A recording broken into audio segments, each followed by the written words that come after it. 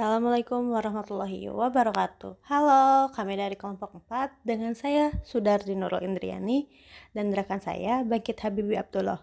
Di sini kami akan membahas mengenai pembelajaran aljabar melalui aplikasi Melmed. Oke, langsung saja kepada aplikasi Melmed. Aplikasi Melmed diciptakan oleh perusahaan dalam bidang pendidikan pada tanggal 5 Mei 2015. Melmed menyediakan deskripsi langkah demi langkah. Nah, ini adalah fitur utama Melmed. Untuk setiap masalah yang dipecahkan, langkah-langkah solusi diberikan bagi pengguna. Namun, mengetahui bahwa beberapa pengguna tidak bisa mengerti lebih cepat dari yang lain. Melmed menyediakan sublangkah tambahan, bahkan sublangkah mungkin berisi langkah-langkah lain sampai penjelasan yang paling rinci yang mungkin dibutuhkan oleh pengguna. Selanjutnya, ada kelebihan dan kekurangan aplikasi Melmed. Kelebihan. Yang pertama, dapat digunakan tanpa koneksi internet. Yang kedua, memberikan langkah-langkah penyelesaian atas masalah yang kita input. Yang ketiga, dapat digunakan untuk memfasilitasi untuk melakukan investigasi, eksplorasi, dan pemecahan masalah. Yang terakhir, dapat menyelesaikan tidak hanya satu materi. Lalu ada kekurangannya. Yang pertama, tidak bisa mencari soal cerita.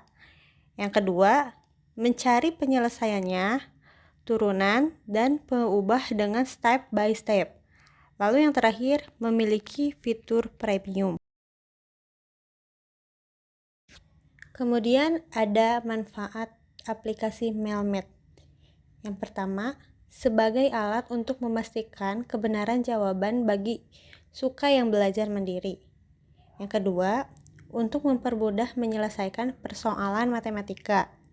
Yang ketiga, dapat menambah pemahaman tentang materi matematika yang mungkin dianggap sulit. Lalu ada yang terakhir, memberi metode baru bagi pengajar untuk dapat menghubungkan matematika dengan teknologi. Selanjutnya ada cara menginstal. Aplikasi Melmed ini bisa diinstal di Android ataupun iPhone. Yang pertama, cara menginstalnya yaitu buka Play Store atau App Store. Kemudian pilih pencaharian. Yang ketiga, cari aplikasi Melmed. Yang keempat, jika sudah muncul Melmed, kemudian klik install. Yang kelima, tunggu download sampai selesai. Kemudian klik tombol buka aplikasi. Yang keenam, setelah sudah Anda akan diarahkan ke aplikasi beranda. Yang ketujuh, di aplikasi terdapat beberapa banyak pilihan untuk mempermudah tugas pengerjaan seperti aljabar dan lain-lain. Oke, selanjutnya pada materi yang pertama yaitu konsep dasar aljabar. Aljabar merupakan bagian dari ilmu matematika meliputi teori bilangan, geometri, dan analisis penyelesaiannya. Aljabar diperkenalkan pertama kali oleh seorang matematikawan yang bernama Al-Khwarizmi. Bentuk aljabar adalah teknik yang digunakan untuk menyajikan suatu masalah matematika dengan simbol atau huruf yang dikenal dengan istilah peubah atau variabel. Pemahaman yang benar terhadap konsep-konsep aljabar dapat memudahkan pemahaman pada konsep-konsep matematika yang lain. Selanjutnya ada bentuk operasi aljabar. Yang pertama ada penjumlahan. Suku-suku dapat dijumlahkan dalam bentuk aljabar, merupakan suku-suku yang sejenis. Penjumlahan bentuk aljabar dapat dilakukan dengan menjumlahkan koefisien dengan koefisien maupun konstanta dengan konstanta pada suku yang sejenis. Contohnya, 2x ditambah 3y ditambah 1 ditambah 5x ditambah 2y ditambah 2 sama dengan 7x ditambah 5y ditambah 3. Lalu yang kedua ada pengurangan. Seperti halnya konsep penjumlahan, pada konsep pengurangan, suku-suku yang dapat dikurangkan dalam bentuk aljabar merupakan suku-suku yang sejenis. Contoh, 6AB dikurangi 3AB sama dengan 3AB. Yang ketiga, ada perkalian. Perkalian pada bentuk aljabar merupakan cara distributif. Pada perkalian variabel berpangkat, variabel akan dijumlahkan. Contohnya, 4x ditambah y sama dengan 4x ditambah 4y sama dengan 4x ditambah 4y. Lalu yang terakhir ada pembagian. Pembagian pada bentuk aljabar suatu suku dilakukan dengan menghitung hasil bagi, koefisien dengan koefisien, dan variabel dengan variabel. Pada pembagian variabel berpangkat, pangkat variabel akar dikurangkan.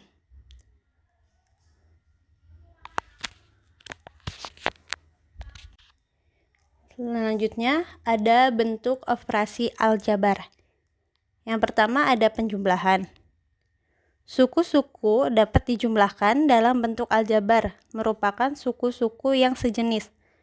Penjumlahan bentuk aljabar dapat dilakukan dengan menjumlahkan koefisien dengan koefisien maupun konstanta dengan konstanta pada suku yang sejenis. Contohnya, 2x ditambah 3y ditambah 1 ditambah 5x ditambah 2y ditambah 2 sama dengan 7x ditambah 5y ditambah 3. Lalu yang kedua ada pengurangan. Seperti halnya konsep penjumlahan, pada konsep pengurangan, suku-suku yang dapat dikurangkan dalam bentuk aljabar merupakan suku-suku yang sejenis. Contoh, 6AB dikurangi 3AB sama dengan 3AB. Yang ketiga, ada perkalian. Perkalian pada bentuk aljabar merupakan cara distributif. Pada perkalian variabel berpangkat, variabel akan dijumlahkan. Contohnya, 4x ditambah y sama dengan 4x ditambah 4y sama dengan 4x ditambah 4y. Lalu yang terakhir ada pembagian. Pembagian pada bentuk aljabar suatu suku dilakukan dengan menghitung hasil bagi, koefisien dengan koefisien, dan variabel dengan variabel. Pada pembagian variabel berpangkat, pangkat variabel akar dikurangkan.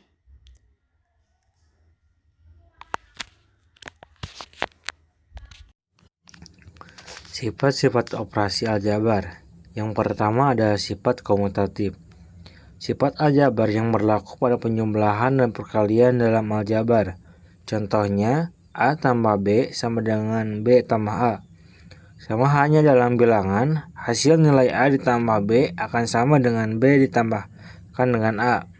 Misalnya, nilai A sama dengan 1 dan nilai B sama dengan 2. Maka 1 tambah 2 ataupun 2 tambah 1 hasilnya akan sama-sama 3. Begitu juga dengan perkalian. Yang kedua ada sifat asosiatif. Sama halnya dengan sifat komutatif, sifat asosiatif juga berlaku pada penjumlahan dan perkalian dalam aljabar matematika. Namun dengan bentuk yang berbeda, misalnya dalam kurung A tambah B ditambah C sama dengan A ditambah dalam kurung B tambah C, di mana dalam konsep aljabar dalam penjumlahan seperti di atas, perletakan tanda kurung baik yang di kurung A tambah B aja maupun B tambah C akan menghasilkan hasil yang sama. Sama halnya dengan perkalian, misalnya A dalam kurung A kali B kali C sama dengan A dalam kurung B kali C. Yang ketiga ada sifat distributif. Berbeda dengan sifat komutatif maupun asosiatif, sifat distributif merupakan sifat yang mengandung operasi perkalian menjadi penjumlahan ataupun pengurangan. Sifat ini merupakan sifat aljabar SMA yang akan paling sering kita temukan dalam operasi perhitungan aljabar. Contohnya, A dalam kurung B tambah C sama dengan dalam kurung A dikali B ditambah dalam kurung A dikali C dalam penjumlahan. Kemudian ada A dalam kurung B dikurang C sama dengan A dikali B dikurang A dikali C dalam pengurangan.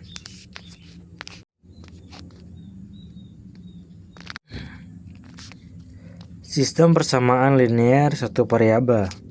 Persamaan linear satu variabel adalah persamaan yang memiliki maksimal satu variabel berpangkat 1. Memiliki bentuk umum persamaan yaitu AX ditambah B sama dengan 0, di mana A dan B adalah konstanta dan X adalah variabel. Contohnya, hitunglah nilai X dari persamaan berikut.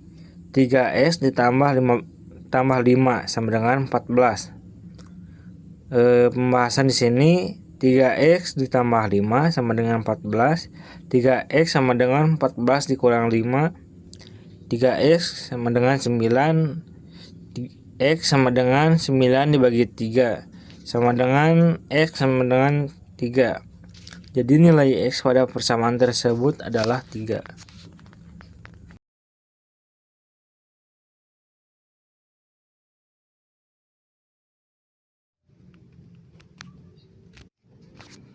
Sistem pertidaksamaan linear satu variabel.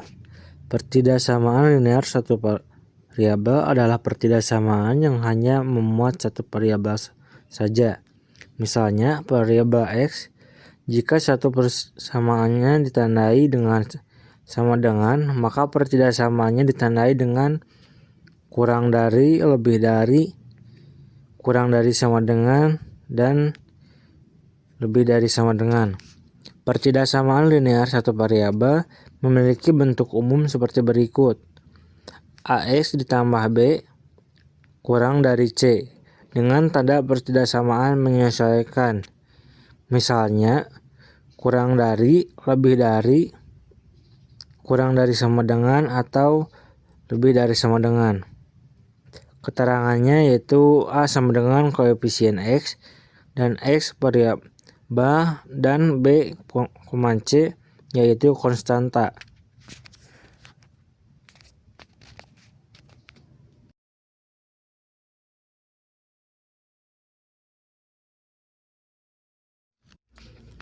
Contoh, berapakah hasil dari pertidaksamaan 2A dikurang 1 lebih dari 3?